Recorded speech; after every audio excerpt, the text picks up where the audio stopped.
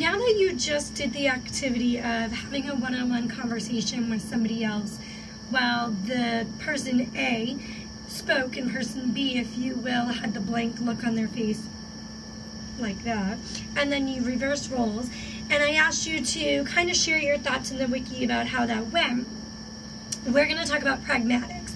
And pragmatics is the social use of language. So when we're engaging in conversation, or when we're reading stories with children or other adults, or with anybody else really, it's more about how to have conversations and kind of be on the same page, if you will. So when you were doing the activity, it might have felt kind of awkward to be trying to engage in a conversation and get nothing back. It almost could have been as if you were talking to a wall. And I don't want to give too many more words because I really want you guys to be coming up with how it felt. But so what we're going to talk about is 4 different, well really 5, the 4th and 5th one I'm going to combine into one, ways and components of having social use of language. So the first one, and you're going to use as a guide the Pragmatics handout on your from Blackboard. And the first one is joint attention. So what joint attention is when you have a common focus. So you're looking at something together. And you and the other person, whether it's a child or another adult, are kind of focused on the same thing. So your attention, it's kind of like exactly what it says, joint attention, that your attention is together on the same thing. So when you're reading a story, joint attention could be when you're pointing out a pumpkin and you're drawing the children in, and maybe they're discussing the pumpkin. So maybe it's that they have a pumpkin at home, or they like to carve pumpkins, or they went to a pumpkin patch, or so on. That the common focus is right now on this particular one, the pumpkin. And that's just one way when you're doing a story with children that you're kind of doing that joint attention. You kind of have everybody focusing on the one thing. The next thing is eye contact. And eye contact is so super important because it shows people that you're engaged, that you're listening. I know I do, I actually use the phrase eyes on me or eyes on the board, whatever we're working on in particular, because that tells your brain to be on, me or on the calendar or whatever we're focusing on.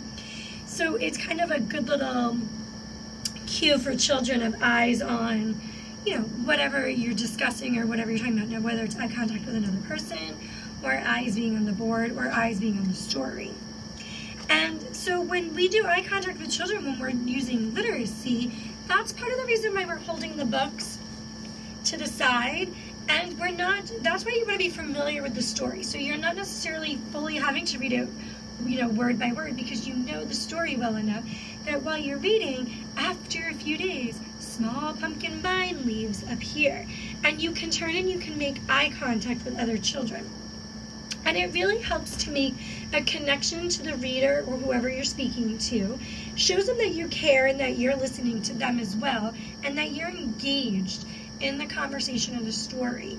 And vice versa too, when they're giving you their eye contact, like I said before, with the eyes on whatever, the focus is, it really just helps to draw that attention there. So there's joint attention, eye contact, and the third is topic maintenance, which is really more staying on topic. So when you're having a conversation with somebody and you're talking about pumpkins, and sometimes with children, they'll start to, give a story about how they have a pumpkin at home, and that topic kind of starts to move on to another topic that maybe really has nothing to do with the pumpkin. You're kind of getting off track, which kind of, is hard to have a conversation when it's not staying on track. So to bring it back, you could almost bring it back like, oh, let's look at this pumpkin, or let's see what's going to happen to the pumpkin now. And kind of trying to draw it back in and focusing back on the topic that you were on. When you're kind of skipping around from topic to topic, it gets confusing, and you start to lose that joint attention that you have going on with the small group, individual, or whole group that you have. And And, with staying on topic, another way that you can get children to stay on topic as well is to ask them questions about the story. And that's going to draw them back in as well. So if you're talking about pumpkins, you could say, who has a pumpkin at home? And children may raise their hand. And then again, if it goes off topic, then you just bring it back. And sometimes it's, oh, let's look at this page, or let's see what's going to happen next. Or you could ask another question to draw it back in to where you want, where you were kind of gearing the topic in the first place. And then the fourth one on your sheet says speaking volume awareness. And I also like to connect this as well with tone of voice. And when I teach the positive behavior class, I have talked a lot about, I did like a little scenario one time about tone of voice and how we say things and how it can change the meaning of a sentence even though you're saying the same words.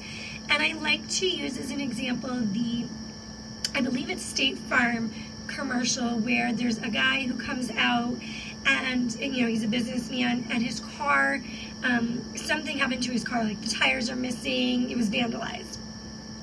And, he's kind of making the same things, is this my car? And then it flips to another scene where it's a girl coming out, like a teenager coming out with her dad, and she just got a new car, and she's like, is this my car? And the commercial is really good with showing how, like, the same exact line truly changes the meaning just by tone of voice and how we're saying it. So sometimes we could give a negative, put off a negative meaning we don't necessarily mean to, but our tone of voice kind of has a play and it has a role in that.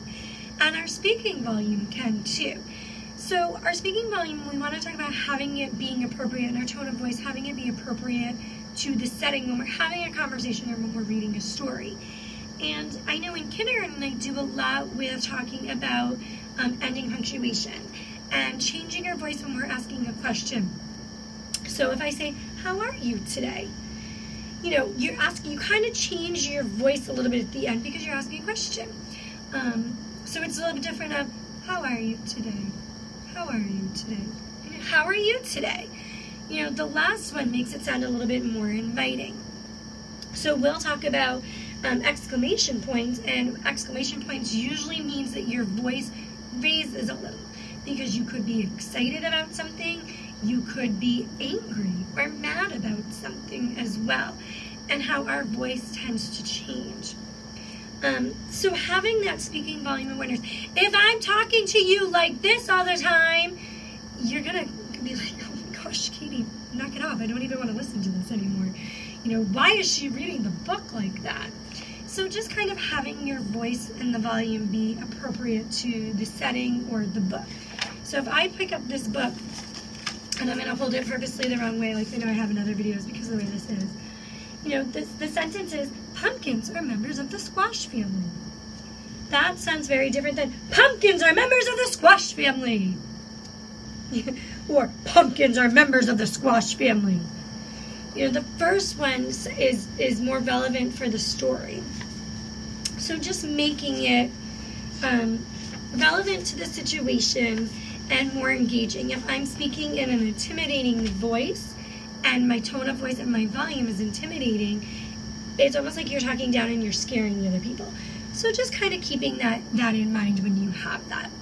So those are all different things that we want to keep in mind when we're reading stories and when we're engaging in conversations with children. Whether it's with our flannel boards or with our puppets, or whether we're doing social stories with each other. Really with anything, these are important. Pragmatics is just a really important skill to be aware of and to teach children. Because some children, especially with the volume, and tone of voice, they don't necessarily understand, when they have an emergency voice, when they're yelling and there's nothing wrong, what kind of meaning that puts off to other people. Or when children are having a hard time with eye contact. So children who are autistic, some children who are autistic, or some even adults who are autistic, have a really hard time with eye contact. And I'm one that I don't necessarily like to push. Your eyes need to be on me when I'm talking to you, because for some children that's really hard. So that's why I like to use that phrase, like I said before, eyes on the board, tells our brains to be on the board. And that sounds less intimidating than eyes on me. It kind of gives them a purpose and a reason why we want our eyes to be where we want the focus of the eyes to be. So that's Pragmatics. I hope you took some notes. And this is going to be important because we're going to be talking in the next video about an assignment that you're going to be working on, where you're going to be teaching either a phonological assignment or a pragmatics assignment to children in your class. So watch the next video to learn a little bit more about that.